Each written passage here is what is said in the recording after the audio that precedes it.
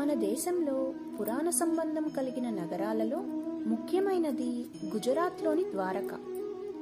ఈ నగరాన్ని సాక్షాత్తు శ్రీకృష్ణుడే నిర్మించాడని పురాణాలు పేర్కొంటున్నాయి. ఈ నగరానికి ద్వారవతి, కుశస్థలి అనే పురాతన పేర్లు కూడా ఉన్నాయి. పశ్చిమ సముద్ర తీరంలోని కృష్ణుడి రాజధానికి మరింత ప్రదేశం కావలసి రాగానే సముద్రం లోపలికి వెళ్ళి కృష్ణుడికి కావలసిన భూభాగాన్ని ఇచ్చిందట. శ్రీకృష్ణ నిర్యాణం తర్వాత ఆ స్థలాన్ని సముద్రం మళ్ళీ ఆక్రమించిందట. అంటే ద్వారకలో కొంత భాగం సముద్రంలో మునిగిపోయి ఉన్నదన్నమాట. శ్రీకృష్ణుడి కోటలో ఉన్న బేత్వారక అనే స్థలం మాత్రం సముద్రం ముంపుకు గురి కాలేదు. అదొక దీవిగా ఉండిపోయింది. బేత్వారక సమీపంలో జరిపిన తవ్వకాలు శతాబ్దాలకు పూర్వం అక్కడొక నగరం ఉన్నదని, అది అతి సంపన్నమైన నగరం అని స్పష్టంగా నిరూపించాయి. పురాణాల ప్రకారం ఇది శ్రీకృష్ణుడి కాలం కన్నా ప్రాచీనమైనది.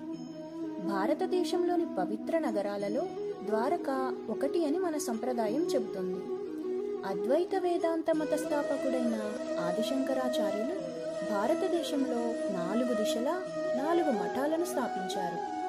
ఉత్తర దిశలో బదరికాశ్రమంలోను, దక్షిణాదిలో శృంగేరిలోను, తూర్పు దిశలో పూరీక్షేత్రంలోను, పడమర దిక్కున ద్వారకలోను తన మఠాలను స్థాపించారు. నగరంలో ప్రధాన క్షేత్రమైన ద్వారకాధీశ ఆలయానికి పక్కనే శంకరమఠం ఉన్నది. ద్వారకాధీశ ఆలయంలో ద్వారకానగర అధిపతి అయిన శ్రీకృష్ణుడి విగ్రహం ప్రతిష్ఠించబడి ఉన్నది. గోమతీ నది తీరంలో వెలసిన ఈ ఆలయాన్ని ప్రప్రథమంగా శ్రీకృష్ణుడి మునిమనుమడైన వజ్రనాభుడు నిర్మించాడు. ప్రస్తుతం ఉన్న అందమైన ఆలయాన్ని రాజా జగత్ సింగ్ రాథోడ్ నిర్మించాడు. రోజు వేలాది మంది భక్తులు ఆలయాన్ని సందర్శిస్తారు. శ్రీకృష్ణుడి రాజప్రసాదం బేత్వారకలో ఉన్నప్పుడు ఆయన ఇప్పుడు ఆలయం ఉన్న ప్రదేశం నుంచే రాజ్యపాలన వ్యవహారాలు చూసేవాడని చెబుతారు. ఆలయంలోని శ్రీకృష్ణ విగ్రహం మనోహరంగా ఉంటుంది.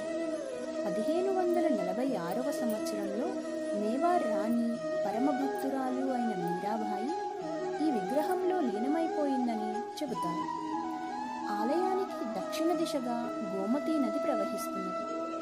ఆలయం నుంచి 56 మెట్లు దిగి వెళ్ళినట్టయితే నదిని చేరుకోవచ్చు.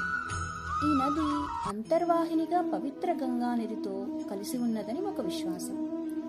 ఈ గొప్ప ఆలయానికి 2 కిలోమీటర్ల దూరంలో శ్రీకృష్ణుడి పత్ని అయిన రుక్మిణీదేవి ఆలయం ఉన్నది. అక్కడే సమీపంలో ఒక పవిత్రమైన తటాకం ఉన్నది. శ్రీకృష్ణుడి బాలక్రీడలలో పాలు పంచుకున్న బృందావన గోపికలు శ్రీకృష్ణుని చూడటానికి ద్వారకకు వచ్చినప్పుడు ఇక్కడే విడిది చేసేవారని చెబుతారు. అతి ప్రాచీనమైన ద్వారకానగర చరిత్ర శ్రీకృష్ణుడితో ప్రారంభించి ఆదిశంకరులు, మీరాబాయి వరకు విస్తరించి ఉన్నది. ద్వారక శ్రీకృష్ణుని దివ్యక్షేత్రాలలో అతి విశిష్టమైనది. గుజరాత్లోని ఈ దివ్యధామం శ్రీకృష్ణుని పాదస్పర్శతో పునీతమైందిగా విశ్వసిస్తారు. జరాసంధుని బారి నుండి తప్పించుకునేందుకు ఈ నగరాన్ని నిర్మించినట్లు పురాణాల ద్వారా తెలుస్తుంది. ఇక్కడి ద్వారకాధీశుని మందిరం అతి పురాతనమైనది. నగర శివార్లలో కొన్ని ఆధునిక పరిశ్రమలు నెలకొల్పబడినప్పటికీ ఇంకా ప్రాచీన ప్రశాంతత కొనసాగుతున్న అతి కొద్ది నగరాలలో ద్వారక ఒకటి అని చెప్పవచ్చు. ఆధునిక జీవన విధానానికి అవసరమైన అన్ని సదుపాయాలు ఇక్కడున్నాయి. అయినా నగర వాతావరణంలో మాత్రం గత వైభవ ఛాయలు పైచేయిగా కనిపిస్తాయి. కృష్ణం వందే జగద్గురు. హరే కృష్ణ.